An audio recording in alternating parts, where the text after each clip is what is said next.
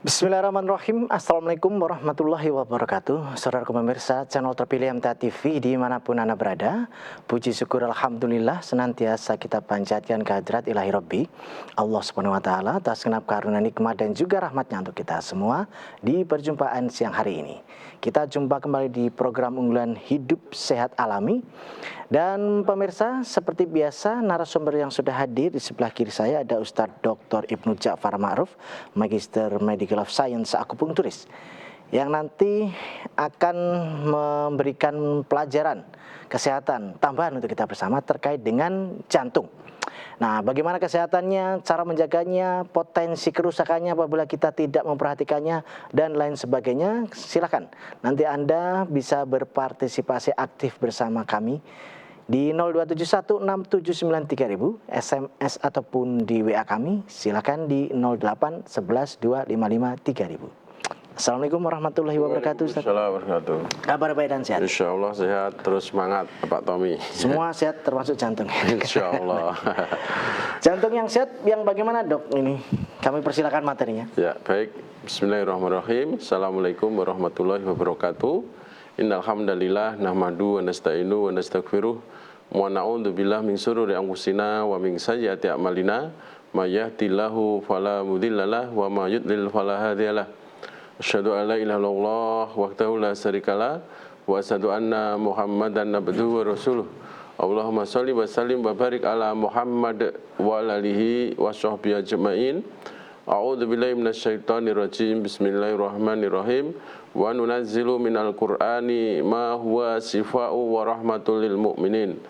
Wa rahmatul lil mu'minina wa la yazidud dhalimina illa khosara. Wa qala idzan rabbi shrahli sadri wa yassir li amri wahlul 'uqdatam min lisani yafqahu qawli amma ba'du. Bapak, Ibu, dan saudaraku semuanya, pertama-tama marilah kita panjatkan puji syukur kehadirat Allah Subhanahu wa taala.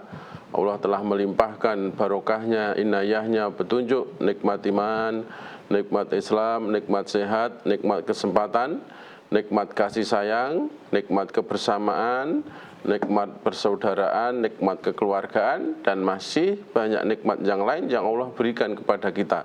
Seandainya kita menghitung, wa in ta'udzu nikmatallahi la tuksuha. Sungguh tidak akan bisa menghitung karena luar biasa nikmat Allah yang diberikan kepada kita. Bapak, Ibu, dan semuanya, jadi tema siang hari ini menjaga jantung agar sehat. Jadi memang mencegah lebih baik daripada mengobati. Al-wiqayatu khairu minal ilaj. Mencegah lebih baik daripada mengobati, mencegah lebih utama daripada mengobati, mencegah lebih murah daripada mengobati. Jadi memang jantung yang sehat itu dimulai dari pembuluh darah yang sehat, ya, terutama pembuluh darah arteri, pembuluh darah yang menuju jantung. Itu harus sehat. Nah, ciri-ciri pembuluh darah yang sehat itu minimal ada 4. Yang pertama adalah licin, yang kedua adalah lentur atau elastis, yang ketiga adalah kuat, yang keempat bebas plak. Jadi kalau keempat ciri ini ada di pembuluh darah kita, insya Allah tidak hanya jantung saja yang sehat, tapi juga organ yang lain termasuk ginjal kita sehat, liver kita sehat, jantung kita sehat, limpa lambung kita sehat, paru kita sehat, usus kita sehat. Kalau pembuluh darah kita itu tadi licin, lentur atau elastis, kuat dan bebas plak, bebas daripada sumbatan atau bebas dari aterosklerosis, tumpuan lemak yang menumpuk pada pembuluh darah. Kemudian yang menjadi pertanyaan bagi kita, sebab penumpukan lemak itu apa saja, ya, sehingga jangan sampai penumpukan lemak itu terjadi pada pembuluh darah kita, terutama pembuluh darah arteri. Nah, yang paling sering yang menyebabkan tumpukan lemak pada pembuluh darah kita atau yang disebut aterosklerosis itu yang pertama adalah faktor makanan, terutama di sini lemak jenuh, ya, lemak jenuh. Kemudian juga gula tinggi. Lah, gula itu akan menyebabkan inflamasi. Ya, inflamasi itu peradangan pada pembuluh darah kita. Jadi kalau kita umpamakan pembuluh darah kita itu seperti jalan tol, lah itu karena inflamasi, karena radang, maka akan terjadi gelombang atau jalan itu tidak rata. Jalan itu tidak rata. Nah, yang tidak rata ini akan menyebabkan proses penumpukan lemak. Nah, lemak menumpuk, tertimbun, akhirnya mengeras. Nah, setelah mengeras ini, maka aliran darah tidak lancar, fungsi jantung berkurang. Selain itu, selain lemak jenuh, ya lemak jenuh, artinya lemak jahat, gula tinggi, selain menyebabkan peradangan inflamasi, juga merusak endotel arteri. Jadi endotel itu lapisan paling atas, ya, lapisan terluar, ya, yang bisa menyebabkan rusak. Nah, rusak ini akhirnya sebenarnya jalan tol itu harus halus,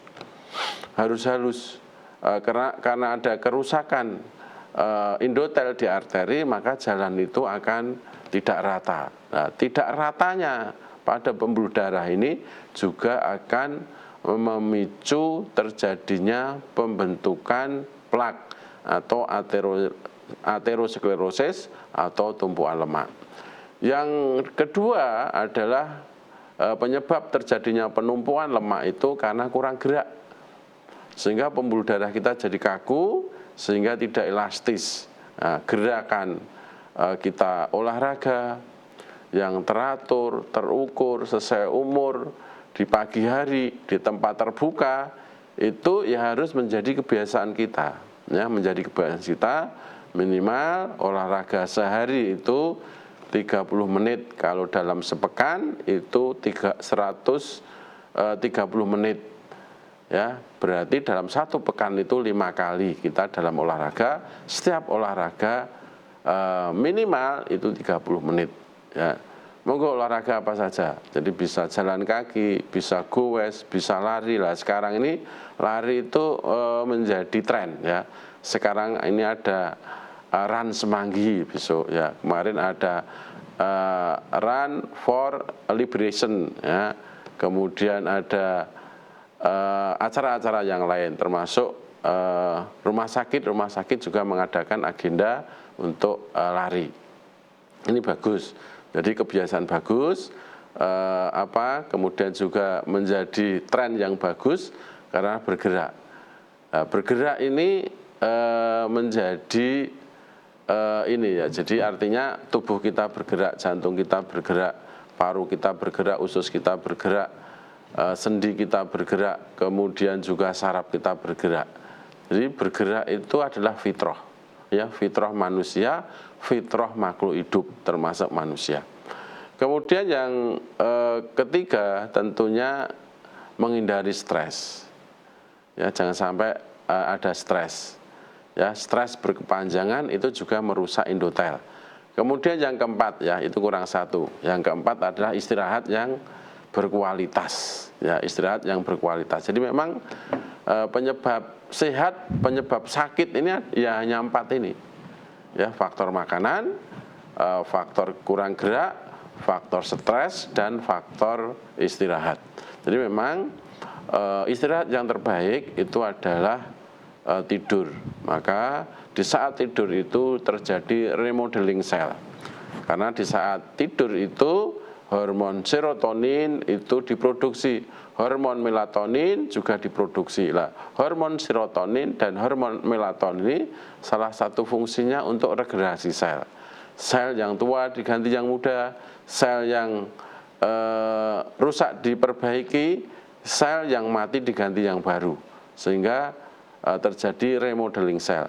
Sehat dan sembuh itu karena ada regenerasi sel. Nah, regenerasi sel ini saat kita tidur nyenyak, deep sleep, maka saat penting, ya, kita memperhatikan tidur kita, jangan begadang, jangan tidur terlalu malam, karena memang hormon serotonin ini diproduksi itu tertentu.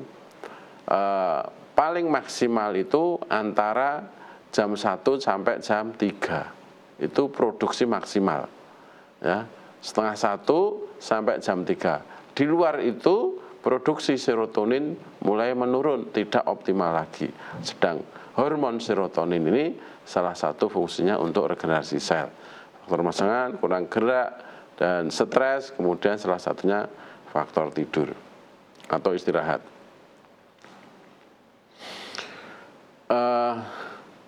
Biasa sering terjadi mungkin serangan jantung, faktor-faktor resiko itu diantaranya ada hipertensi, kemudian ada DM atau penyakit gula, kemudian juga stres berkepanjangan, mengangkat beban, ya, mengangkat beban berat, itu juga sebagai faktor resiko. Makanya kalau kita semuanya mungkin Bapak Ibu atau saudara punya hipertensi juga harus dijaga, ya, dijaga. Makannya dijaga, kemudian mengurangi tadi garam, mengurangi micin, mengurangi manis, gorengan, lemak dan santan dikurangi. Kemudian juga kalau punya DM ya tetap olahraga, mengontrol makanannya, jangan sampai berlebihan. Kulu wasrobu wala tusrifu, makanlah, minumlah, jangan berlebihan. Kita syukuri, kita nikmati, kita batasi, dan kita imbangi. Kemudian faktor stres ini juga kita sebagai orang yang beriman, orang yang dicelup oleh Al-Quran, tentunya semua masalah apapun kita kembalikan kepada Allah dan Rasul-Nya. Jangan sampai kita mikir berat itu berkepanjangan. Kalau semua sandaran kita Allah dan Rasul-Nya, pasti ada solusi, pasti ada jalan. Maka stres ini juga menyebabkan lonjakan adrenalin dan kortisol. Ya, lonjakan adrenalin ini sehingga detak jantung kita lebih cepat. Kemudian kalau kortisolnya meningkat, gulanya meningkat, tensinya meningkat, sehingga menjadi faktor risiko. Nah, makanya faktor risiko juga harus kita hindari, termasuk merokok, termasuk mabuk, juga harus dihindari. Ya, ini faktor risiko, faktor pemicu terjadinya serangan jantung. Cara menjaga jantung sehat apa? Tadi gizi seimbang, kemudian bergerak, manajemen stres yang baik. Mungkin kami sarankan juga untuk berjemur, ya, berjemur, karena berjemur ini sinar ultraviolet, ultraviolet B terutama itu manfaat untuk tubuh sangat banyak, terutama vitamin D. Nah, vitamin D ini salah satu fungsinya juga selain sebagai membantu penyerapan kalsium, juga membantu untuk meningkatkan imun sistem. Kekebalan tubuh kita akan meningkat. Jadi kalau vitamin D dalam tubuh kita itu cukup, maka metabolisme dalam tubuh itu akan baik, kerja jantung akan baik, kerja ginjal akan baik, kerja liver akan baik, kerja limpa lambung akan baik, juga kerja paru kita akan baik. Kemudian juga kami sarankan minuman rebusan, ya. Jadi temulawak, jahe, kunyit, serai, daun salam. Nah ini 4 ini, ya, temulawak, jahe, kunyit, serai, dan ditambah daun salam. Ini salah satu ramuan yang sudah terbukti, baik itu secara klinik, ya, baik itu secara mungkin pengalaman, itu sangat baik untuk membantu kesehatan kita, ya, secara umum, ya. Jantung juga baik. Daun salam ini justru sangat bagus karena mengandung senyawa saponin. Nah, senyawa saponin ini juga akan bisa memperbaiki minimal 4, ya, memperbaiki, menormalkan tensi kita, menormalkan asam urat kita, menormalkan gula kita, dan insya Allah juga menormalkan kolesterol kita. Ya, mungkin ini sebagai mukadimah untuk siang hari ini, bagaimana menjaga jantung agar tetap sehat, sehingga aktivitas kita dalam sehari-hari, baik sebagai hamba Allah, baik sebagai khalifah fil ard, itu bisa maksimal. Itu Pak Tommy. Ya. Baik pemirsa, kami harapkan Anda sudah bisa bergabung bersama kami. Silakan di 02716793000 SMS ataupun di WA kami. Silakan kami juga mempersiapkan di 08992553000. Tentunya setelah kita simak beberapa informasi berikut ini. Saat channel terpilih MTA TV dimanapun Anda berada, terima kasih Anda masih setia bersama kami, khususnya di program Unggulan Hidup Sehat Alami siang hari ini. Kami persilakan di line telepon 02716793000, SMS ataupun di WA kami di 08112553.000 Anda bisa bergabung. Kita bacakan dok yang pertama di WA. Usia saya 61 tahun dok, saya dianjurkan untuk endoskopi. Nanti itu apa akibatnya atau pengaruhnya terhadap saya dok? Saya pernah divonis dokter itu sakit tipes yang tidak tuntas pengobatannya. Demikian. Ya, baik, dari siapa, nggak ada namanya? Tidak ada. Ya baik, jadi memang endoskopi itu salah satu prosedur pemeriksaan, terutama pemeriksaan pada saluran pencernaan, baik itu dari esofagus, kemudian ke lambung, kemudian mungkin ke saluran usus halus, ya. Dan pemeriksaan endoskopi itu macamnya banyak, ya, macamnya banyak. Dan memang paling sering untuk memeriksa penyakit lambung yang kronis, yang menahun. Ya, apakah di situ ada tukak lambung atau ada ulkus lambung, sebab perdarahannya dari mana? Nah itu bisa dilakukan dengan pemeriksaan endoskopi. Jadi pemeriksaan endoskopi itu salah satu pemeriksaan untuk menegakkan diagnosis. Nah efeknya apa? Ya, efeknya biasanya memang tenggorokan kita ya kurang nyaman karena ada alat ya yang dimasukkan lewat mulut, ya, kurang nyaman. Kemudian efek yang kedua karena itu juga dilakukan pembiusan. Ya, dilakukan pembiusan, maka biasanya ada rasa kantuk, rasa lemas, karena efek obat bius tadi itu belum tuntas, gitu loh. Ya, ada anestesi, obat-obat anestesi yang memang selama obat anestesi itu masih bekerja, keadaan tubuh kita itu bisa merasakan kantuk, bisa merasakan lemas. Kemudian juga mungkin sedikit kembung, ya, atau sendawa, karena memang prosedur endoskopi itu juga dimasukkan salah satu sedikit gas, ya, gas medis ke dalam saluran cerna agar dinding organ mengembang dan kamera itu bisa menangkap gambar dengan jelas. Dimasukkan gas medis yang tujuannya biar lambung itu mengembang, sehingga kalau ada kelainan di lambung, kelainan di saluran cerna, itu bisa terlihat dengan jelas. Maka efeknya salah satunya ada perut itu merasa atau kembung atau sering sendawa. Paling itu saja. Insya Allah ini juga prosedur yang sangat aman. Jadi, yang lain Pak Tommy. Baik, kita beralih di line telepon, kami persilahkan. Halo, assalamualaikum. Waalaikumsalam warahmatullahi wabarakatuh. Dengan siapa, di mana Ibu? Dari Ibu Mulyati di Wonosobo. Ibu Mulyati, Wonosobo. Iya, dari Wonosobo.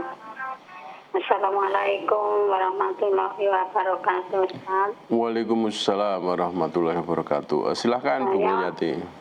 Ya, umur saya udah 78 tahun. Saya menderita habis operasi tulang, patah tulang, udah sampai 6 bulan, tapi masih kelihatan nyeri terus. Itu saya mau tanya, adakah makanan atau herbal yang bisa membantu untuk kesehatan tulang, tuh dokter? Itu pertama. Kedua, kalau bagi orang nenek-nenek, kalau tidur siang itu jam berapa? Kalau saya itu jam 9, jam 10 masih udah ngantuk sekali. Tapi kalau saya habis luhur itu nggak bisa tidur. Itu bagaimana dokter? Terima kasih atas jawabannya. Assalamualaikum warahmatullahi wabarakatuh. Waalaikumsalam warahmatullahi wabarakatuh. Ya baik, Bu Mulyati ya yang ada di Wonosobo ya. Jadi sudah operasi tulang, sudah 6 bulan, tapi masih sering nyeri luar biasa. Obat herbalnya apa? Jadi memang untuk osifikasi tulang atau pembentukan tulang atau kalsifikasi tulang itu makanan-makanan yang pertama mengandung kalsium, yang kedua mengandung fosfor, yang ketiga mengandung kolagen. Ya, 3 ini. Jadi yang ini senyawa atau zat yang bisa untuk memperbaiki sistem tulang kita. Ya, harus ada kandungan. Ada kandungan misalnya ditambah lagi kandungan vitamin C dan vitamin D tentunya. Ada kalsium, ada fosfor, ada kolagen, ada vitamin C, dan ada vitamin D. Nah, yang ini kalau kalsium itu banyak ya di ikan laut. Ya, semua ikan laut itu kandungan kalsiumnya tinggi. Monggo Bu Mulyati bisa nanti ikan teri ya, ikan teri bisa dikonsumsi. Kemudian juga kandungan fosfor ini juga di ikan banyak. Kemudian juga sayur-sayuran juga banyak di fosfor. Kemudian juga di tulang lunak. Nah, ini kandungan kolagen. Kandungan kolagen kalau Ibu Mulyati umurnya sudah sepuh, ya mungkin ikan laut yang sebenarnya paling bagus kolagen itu kolagen dari tulang sapi, ya, tulang sapi. Ini kan ada sekarang banyak ya mungkin juga di apotek, di dokter, di praktek dokter swasta atau mungkin di rumah sakit obat-obat yang memang mengandung kolagen tinggi. Ya, kolagen ini harus ada untuk membentuk tulang yang baik. Kolagen juga ada di ikan laut. Paling bagus untuk penyerapan bagi tubuh kita itu adalah kolagen yang dihasilkan dari tulang sapi. Ini banyak ya, jadi obat-obat yang sekarang ini banyak mengandung kolagen. Kemudian vitamin C, banyak makan sayur, banyak makan buah. Kemudian vitamin D-nya cukup berjemur, ya, cukup berjemur. Kemudian ramuan yang lain tadi juga bisa, temulawak, jahe kunyit, serai, daun salam bisa dipakai juga. Jadi kalau memang untuk mempercepat penyembuhan, temulawak, jahe kunyit, serai, dan daun salam tadi juga bisa dipakai. Mungkin dalam sepekan bisa 3-4 kali.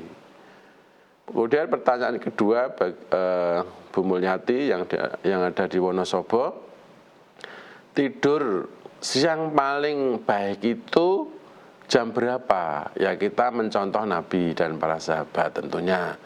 Nabi itu mencontohkan kalau tidur siang itu habis sholat duhur, ya, habis sholat duhur mungkin hanya beberapa menit, ya bisa mungkin setengah jam, bisa 45 menit atau bisa 1 jam, silahkan. Tidur yang paling bagus ya untuk siang hari itu setelah zuhur, jangan habis subuh dan jangan habis asar, itu tidak baik. Nah, saat zuhur itu memang jam-jam itu ya jantung juga perlu istirahat, ya jantung, kemudian paru kita juga istirahat, organ yang lain juga perlu istirahat karena sudah dipakai setengah hari penuh, ya dari pagi sampai siang kita bekerja, kita berpikir, kita beraktivitas, kita bermuamalah. Itu antara pagi sampai siang. Nah, maka siangnya itu juga perlu istirahat untuk mengistirahatkan organ kita. Kemudian setelah istirahat nanti bekerja kembali atau aktivitas kembali, bermuamalah lagi sampai sore. Nah, seperti itu Bu Mulyati yang dicontohkan oleh Nabi. Ya, mudah-mudahan bisa diamalkan. Ya. Kita beralih kembali Dok di WA, pertanyaan dari Bapak Supriyono di Batang. Ada 2, yang pertama, makanan apa yang dapat memperlancar pembuluh darah?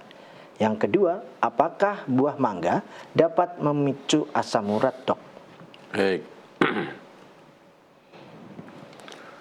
Jadi coba ditampilkan 9 camilan menormalkan tensi, kolesterol, asam urat, dan menyehatkan jantung. Jadi memang terutama makanan-makanan yang mengandung kalium tinggi, ya.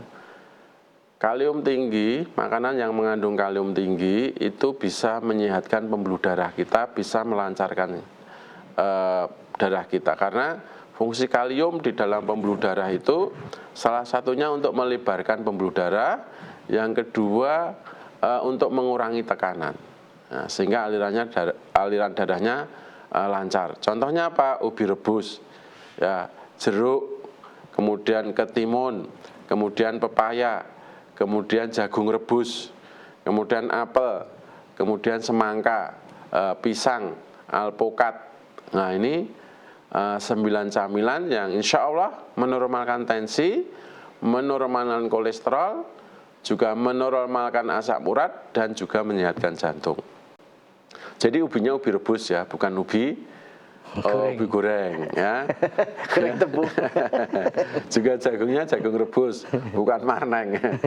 Jagung rebus, ya. Jadi memang ini makanan alami semuanya, whole food istilahnya, makanan utuh. Nah, itu insya Allah akan baik. Kemudian yang kedua, makanan apa saja yang kedua tadi, apakah mangga bisa Memicu asam urat? memicu asam urat? Insya Allah tidak. Jadi yang memicu asam urat itu makanan-makanan yang mengandung purin tinggi. Nah, mangga itu termasuk buah yang baik yang tidak mengandung purin tinggi. Ya, purin tinggi itu contohnya apa? Mungkin jeruan itu purin tinggi. Kemudian kulit, ya, itu purin tinggi. Kemudian juga mungkin kacang-kacangan, ya, jengkol, kemudian mete, kemudian kangkung, nah itu termasuk mengandung purin tinggi. Nah, selain itu insya Allah kalau hanya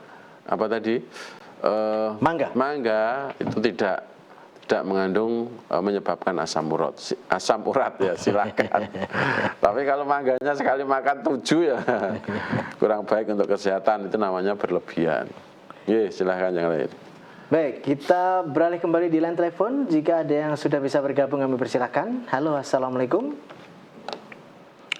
Baik, kita beralih di WA kembali, Ustaz. Kita lanjutkan, ya. Bapak Suat Maji di Lampung menanyakan, obat herbal apa, Dok, untuk penderita penyakit gula darah atau diabetes? Mohon solusinya. Ya, jadi memang untuk sakit DM atau sakit gula, saya sarankan tetap periksa ke dokter, ya, tetap periksa ke dokter, karena nanti dari dokter juga ada nasihat-nasihat, ya, ada nasihat-nasihat, tetap periksa ke dokter. Nah, memang kalau herbal, ya, untuk bisa menormalkan gula darah itu banyak sebenarnya. Yang penting satu, itu harus mengandung senyawa yang namanya karantin. Ya, yang mengandung senyawa karantin, ya. Apa saja yang banyak mengandung senyawa karantin sehingga bisa memperbaiki atau menormalkan gula kita? Salah satunya pare, yang kedua kelor, yang ketiga adalah kenikir, ya, kenikir, kelor, pare ini mengandung senyawa karantin. Nah, senyawa karantin ini berfungsi untuk menstimulasi sel beta pankreas. Nah, sel beta pankreas itu fungsinya untuk membantu memproduksi insulin. Kalau insulinnya cukup, ya, maka insya Allah gulanya akan normal. Nah, itu termasuk kalau rempah-rempah tadi, mungkin daun salam, ya, daun salam menjadi pilihan. Daun salam juga sangat bagus, ya, untuk bisa juga memperbaiki atau mungkin bisa mencegah atau bisa membantu, ya, membantu untuk menormalkan gula darah. Jadi setiap masak apapun itu dikasih daun salam. Daun salam itu kan mudah mencarinya. Masakan apapun, oseng-oseng dikasih daun salam, kemudian bobor dikasih daun salam, termasuk mungkin sambal tumpang dikasih daun salam. Nah, itu sangat bagus ya untuk membantu menormalkan gula darah. Itu Baik. mudah-mudahan bisa dipahami. Ya, selanjutnya dari Ibu Tiwi menanyakan, bagaimana dok cara mengatasi agar kita tidak kena DM? Karena saya suka sekali minum teh manis. Nah, ini ya hampir kontradiksi. Jadi bagaimana cara mengatasi DM tapi suka manis? Oke. Jadi memang yang manis tadi ya, jadi manis itu bisa menyebabkan inflamasi. Dimanapun, di sel, di tingkat sel, di pembuluh darah bisa menyebabkan inflamasi. Atau peradangan, ya inflamasi itu radang. Kalau radang itu di pankreas, maka pankreas juga tidak bisa menghasilkan insulin. Jadi pankreas ini salah satu fungsinya itu menghasilkan insulin. Nah, insulin ini tugasnya untuk menormalkan gula darah ya di pembuluh darah. Kalau kita sering makan manis ya nggak bisa, manis harus di stop. Kalau memang ingin gulanya normal, manis ini dihindari. Tidak hanya dikurangi, dihindari. Ya mungkin kalau memang sebelumnya sudah punya penyakit DM atau penyakit gula, manis itu harus dihindari, ya dihindari itu. Jadi jangan sampai mau menormalkan gulanya, tapi suka minum yang manis. Yang manis, minuman manis banyak, tidak kita sebutkan mereknya. Ya, monggo silahkan bisa dipahami sendiri. Jadi itu, jadi manis. Kemudian yang kedua, selain manis itu pikiran harus rileks, ya rileks, santai, semeleh, netral, semangat, lost down ya, style kendu. Nah itu. Jadi salah satu organ yang tidak suka dengan stres itu adalah pankreas. Pankreas itu salah satu organ yang tidak suka dengan stres. Begitu tubuh kita, begitu kita itu stres, maka pankreas ini fungsinya akan menurun, fungsinya akan berkurang. Kemudian yang ketiga, mengurangi atau menghindari dingin dan angin. Tidur di lantai, kipasan, minum es, ya itu dihindari. Karena salah satu organ yang tidak suka dengan lembab juga pankreas. Pankreas ini memang khas, dia tidak suka dengan lembab dan tidak suka dengan stres. Lembab ya, mungkin tadi tidur di lantai, kipasan, minum es, apa jangan es. Nah, insya Allah kalau 3 hal ini kita hindari, kita kurangi, insya Allah gula kita akan normal, gula darah kita akan normal. Yang pertama tadi manis, yang kedua manajemen stres yang baik, yang ketiga adalah menghindari dingin dan angin. Itu Ibu ya, Ibu Tiwi ya, mudah-mudahan bisa dipahami dan bermanfaat. Ya, masih ada kesempatan, kami persilahkan di line telepon. Halo, assalamualaikum. Halo, assalamualaikum. Baik, kita lanjutkan dok yang ada di WA, kali ini dari Pak Dul di Magelang. Saya pengidap penyakit gula darah. Minuman herbal apa yang cocok untuk menjaga stamina kesehatan saya dok? Ya baik ya, jadi Pak Dul yang ada di Magelang ya. Pertama saya sarankan tetap periksa ke dokter ya. Karena dokter nanti akan memberi anjuran, akan memberi motivasi, akan memberi edukasi, dan tentunya juga akan memberi obat. Ya, jadi gula atau DM itu sangat khas ya, jadi sangat khas. Mungkin puasa Daud itu bisa sembuh, atau IF ya, mungkin intermittent fasting itu juga bisa sembuh. Nah, yang jelas ini ya. Pertama, tidak hanya ramuannya saja. Jadi manis, gorengan, lemak, santan dikurangi. Kemudian olahraga yang teratur, terukur sesuai umur. Kami sarankan juga berjemur ya. Jam 9 sampai jam 10 selama 20 sampai 30 menit. Mungkin 2 sampai 3 kali dalam sepekan. Kemudian pikiran harus rileks, santai, semeleh, netral, semangat, style kendu dan losdown. Ya. Kemudian tadi ada 4 ya, ada 4 bisa memperbanyak kenikir, memperbanyak kelor, dan memperbanyak pare. Dan setiap masa apapun itu dikasih daun salam. Ya, daun salam. Memang DM itu sekarang ini juga banyak, hampir menjadi penyakit masyarakat. Hampir semuanya di rumah sakit itu, ya, di poli DM itu antrinya luar biasa. Ya, monggo kita semuanya ya, kalau kita bisa mengerim apa yang kita makan, jadi tadi syukuri, nikmati, ya, batasi dan imbangi itu kuncinya itu. Ya tetap kita nikmati, tapi dibatasi, jangan berlebihan. Kulu wasrobu wala tusrifu, makanlah dan minumlah tapi jangan berlebihan. Ya, dibatasi, diimbangi. Imbangi apa? Dengan olahraga. Imbangi apa? Pikiran rileks. Imbangi apa? Tidur di awal waktu. Nah, seperti itu. Jadi semuanya jangan berlebihan. Insya Allah akan sehat. Yaitu Pak Abdul. Pak Dul Pak di Dul Magelang. di Magelang. Mudah-mudahan bisa dipahami. Selanjutnya dari Ibu Mia di Jogja. Ibu Mia. Iya, Ya. di Jogja. Dok, bagaimana perut sebah kayak penuh? Itu harus bagaimana?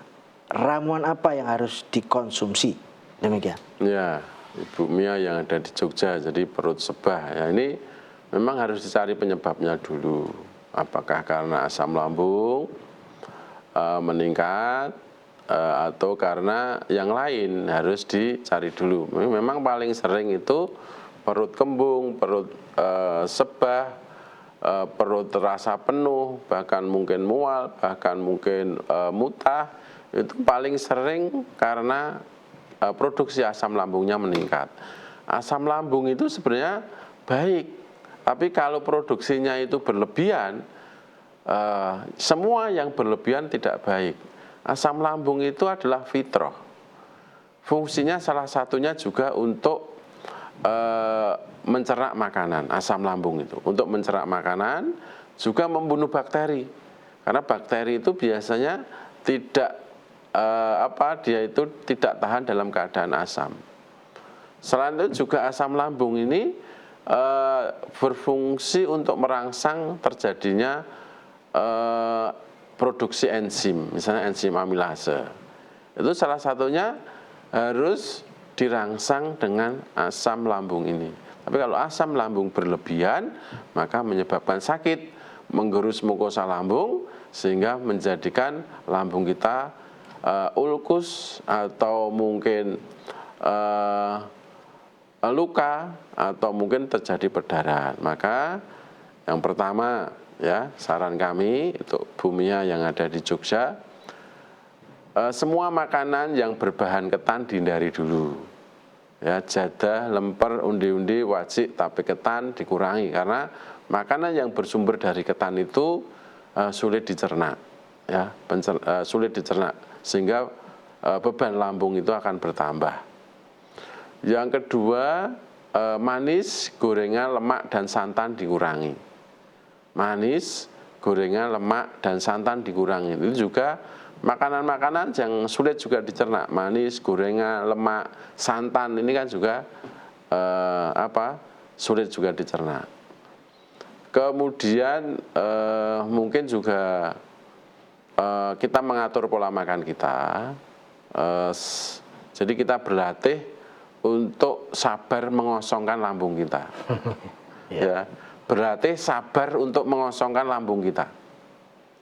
Jangan lambung ini jangan terus dikasih makan sehingga dia fungsinya terbebani.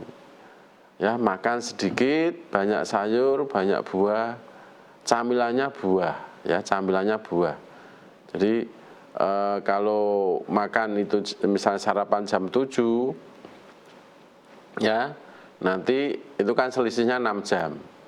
Maka makan siangnya jam 1.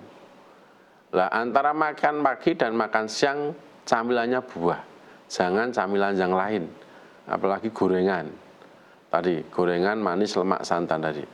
Nah, antara makan siang, nanti kalau makan siangnya jam 13 tambah 6, ya berarti makan sorenya sekitar jam 6 atau jam 7. Itu terakhir jam 6 ya, terakhir. Nah, antara makan siang dan makan malam itu juga camilannya buah, jangan yang lain. Jadi kita itu harus sabar ya untuk mengosongkan lambung kita. Berlatih bersabar mengosongkan lambung kita.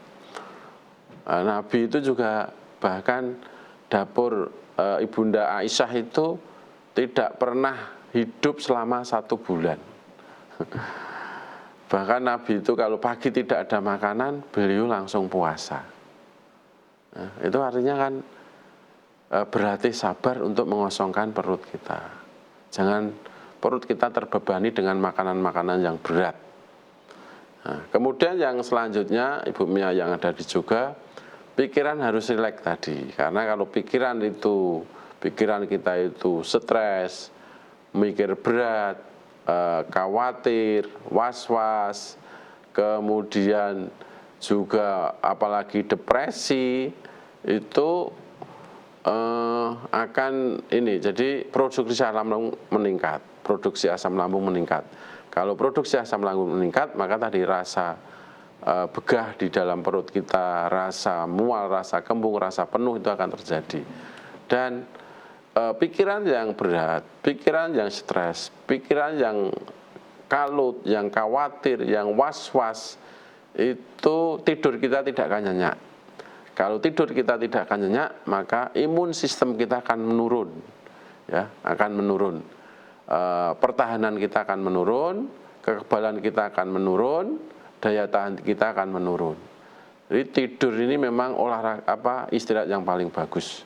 Karena di situ terjadi produksi hormon serotonin, hormon melatonin, hormon untuk kekebalan tubuh, dan hormon untuk regenerasi sel. Ya, insya Allah tahapan-tahapan itu kalau kita laksanakan, insya Allah akan sehat ya, sehat yang walafiat. Ini Bu Mia yang ada di Jogja, ya. Mudah-mudahan bisa dipahami dan bermanfaat. Ya. Baik Dok, kami sampaikan terima kasih atas pelajarannya kita kali ini. Kita nantikan ilmu kesehatan selanjutnya insya Allah. Assalamualaikum warahmatullahi wabarakatuh. Waalaikumsalam warahmatullahi wabarakatuh. Baik saudaraku pemirsa channel terpilih MTA TV dimanapun Anda berada. Demikian tadi telah kita simak dan ikuti bersama program unggulan Hidup Sehat Alami siang hari ini. Kita jumpa kembali di kesempatan mendatang. Saya Tamala Fatoni pamit undur. Assalamualaikum warahmatullahi wabarakatuh.